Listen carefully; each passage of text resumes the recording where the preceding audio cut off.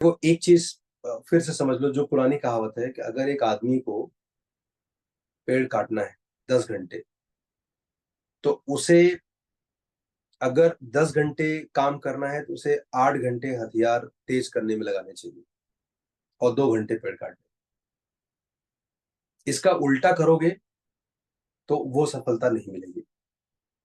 ये पुरानी कहावत है, थोड़ा मानते हैं हम इसको। अभी इस समय जितने भी टाइम बचे हैं, इसमें पढ़ाई करने से ज्यादा जरूरी है अपने वेपन्स को शार्प करना। वेपन्स एग्जैक्टली क्या होते हैं? वेपन है तुम्हारे छोटे छोटे शॉर्ट नोट्स, तुम्हारे ये फाइंडिंग्स की क्या मुझे नहीं आता है, ये बार बार हाईलाइट करना कि कौन से चैप्टर का क्वेश्चन एग्जाम्स में गलत हो जाता है ना, कौन से चैप्टर्स के हमें रेगुलरली रिवीजन की जरूरत है। कुछ लोग इतना तो कर लेते हैं और भूल जाते हैं कि उनको अपने आसपास का एनवायरनमेंट भी पॉजिटिव रखना है। उस उसके उससे क्या इम्पैक्ट हो सकता है आपके रिजल्ट में, ये मैंने आपको प्रियंका बाहेती और आशुतोष बाहेती की स्टोरी के थ्रू बताया कि अगर बड़ी बहन आईआईटी नहीं जाती तो छोटे भाई के हिस्से डिप्लोमा ही होता। और कभी वो पीछे मुड़ करके देखता भी तो क्या देखता, पीछे तो दरवाजा बंद हो चुका था। और पापा काफी स्ट्रिक्ट थे, and what he was saying he actually meant that. क्योंकि मैं उनके भाई के कुछ बच्चों को जानता हूँ, बहन के कुछ बच्चों को जानता हूँ जो वही कर रहे हैं जो उन्होंने बताया था। तो इसलिए अगर आपको अपने आसपास का एनवायरनमेंट ठीक करना है, ये कुशलता आपको अभी सीखनी होगी। जैसे मैं हमेशा बोलता हूँ ना कि हर एक स्पेसीज में सिर्फ बोल करके ही कम्युनिकेशन नहीं होता है। भाई कोई कबूतर अपने बच्चों को ज्ञान देते हुए तो नहीं दिखेगा, उसका भाषा अलग होगा, बट एक कॉमन लैंग्वेज है कि लोग एक दूसरे की। अभी काफी फिल्मी डायलॉग हो गया कि मुझे उसकी आंखों में ये दिखता है वो दिखता है, बट एक्चुअली आंखों की एक भाषा है। मतलब अगर तुम किसी शेर के सामने खड़े हो जाओ, तुम कितने बड़े कितने पावरफुल हो डजेंट मैटर, वो आपकी आंखों में देख लेगा कि आप डरे हुए हो कि नहीं डरे। अगर आप डरे हुए हो तो वो आपको निपटा देगा। क्यों? क्योंकि उसको पता है कि आप डरे हो, तो वो आपके लिए खतरा है, इसलिए आप डरे हो।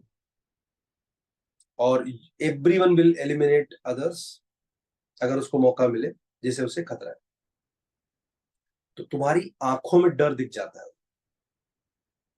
जैसे तुम एक सांप के सामने खड़े जाओ, सांप तुम्हें तब तक नहीं काटेगा जब तक कि उससे तुमसे खतरा हो। जैसे कुछ लोग बोलते हैं ना कि मैंने सांप के ऊपर पांव रखा और सांप ने तुरंत काट लिया।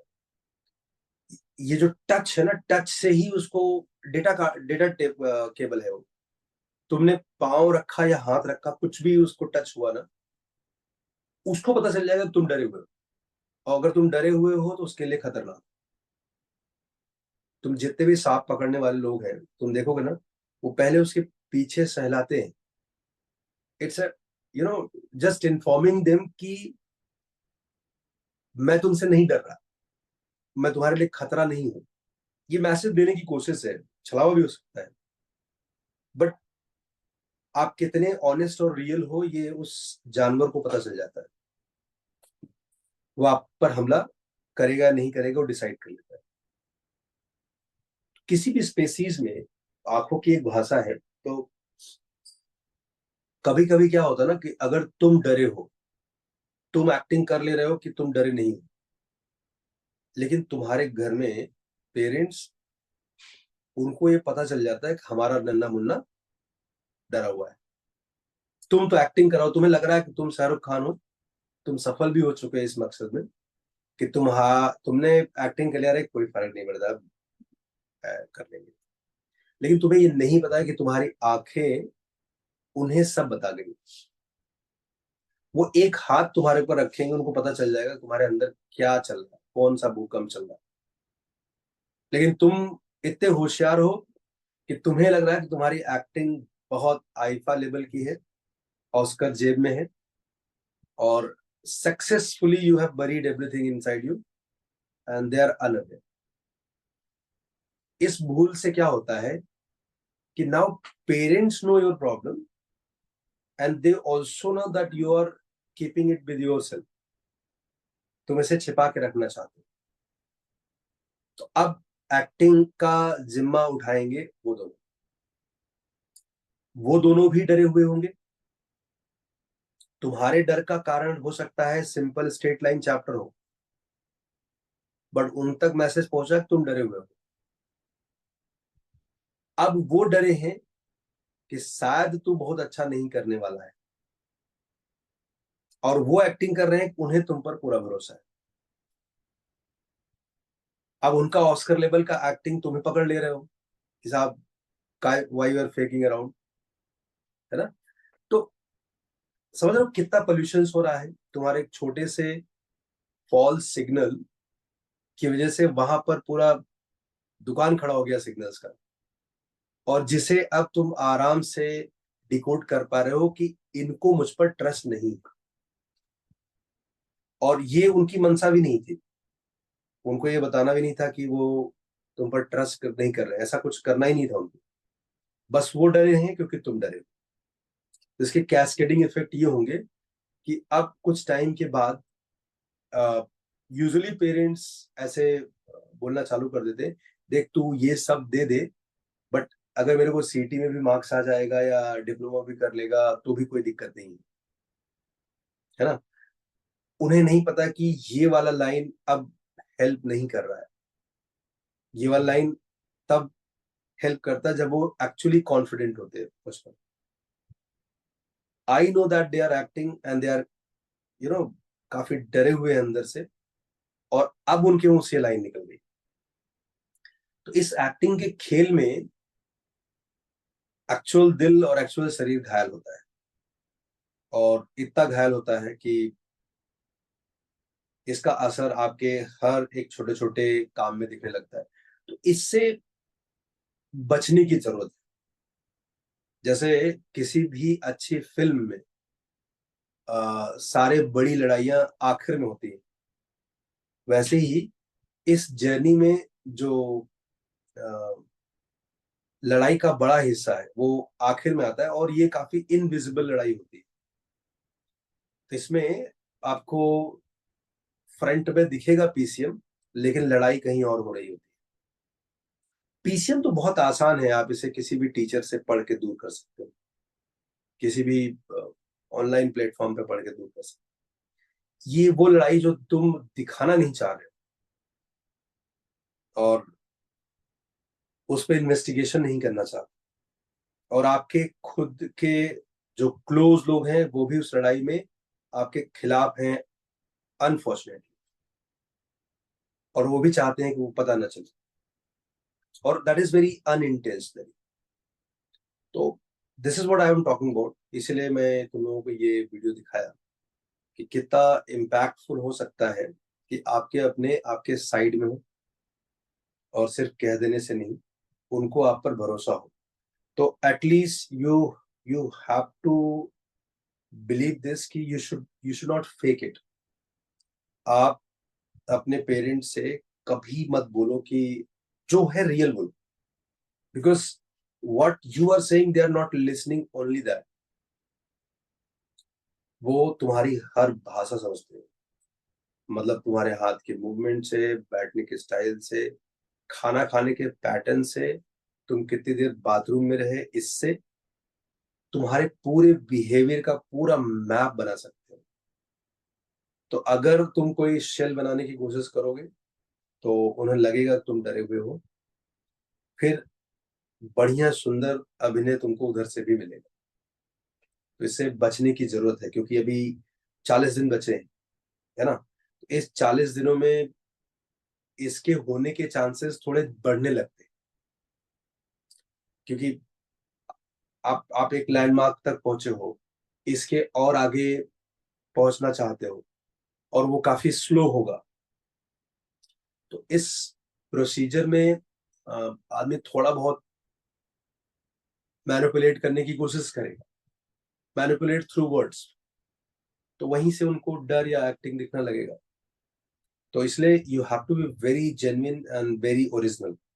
अगर तुम चाहते हो कि तुम 10 साल बाद किसी डैश पे खड़े होकर के कि बताओ कि मैं यहाँ पहुंचा हूँ, इसमें मेरे मम्मी का, मेरे पापा का ये योगदान है, और वो तुम्हारे मुंह से ऑनेस्टली निकले,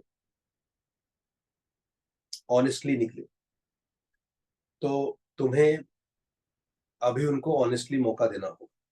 और वो मौका तभी हो सकता है जब खुद एकदम प्योर 24 कैरेट गोल्ड वाला प्योरिटी दिखाओगे, पूरी ईमानदारी में। नहीं तो फिर आपको 10 साल बाद, 15 साल बाद, 20 साल बाद खड़े होकर के सोचना पड़ेगा, और सोचने पर यही निकलेगा कि मेरे माँ बाप ने मुझ पर बहुत अच्छा खर्च किया और मुझे सारे संसाधन दिए, हर एक चीज उन्होंने मेरे लिए इकट्ठा की, चाहे गाड़ी हो, चाहे लाइट हो, इलेक्ट्रिसिटी, एसी हो, है ना। जैसे तुमने थ्री इडियट में देखा था ना, वो क्या नाम था वो कुरैशी, वो फरहान बोलते ना कुरैशी। कि, हाँ क्या नाम फरहान था, कुरैशी। फरहान कुरैशी। फरहान कुरैशी अपने पेरेंट्स की तारीफ में क्या बोलता है कि बाबा, तुमने तुम्हारा एक ही एसी अफोर्ड कर सकते थे, वो भी मेरे कमरे में।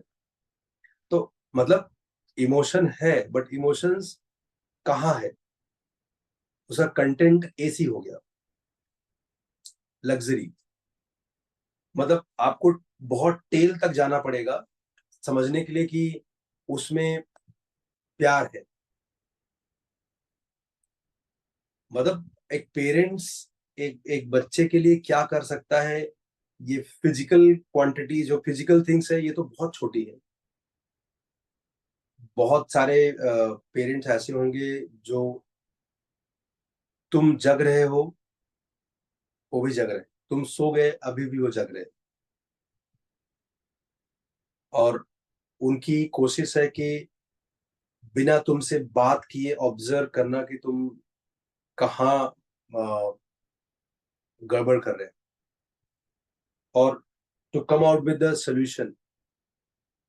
कुछ पेरेंट्स का प्यार करने का अंदाज इतना अच्छा होता है कि अ,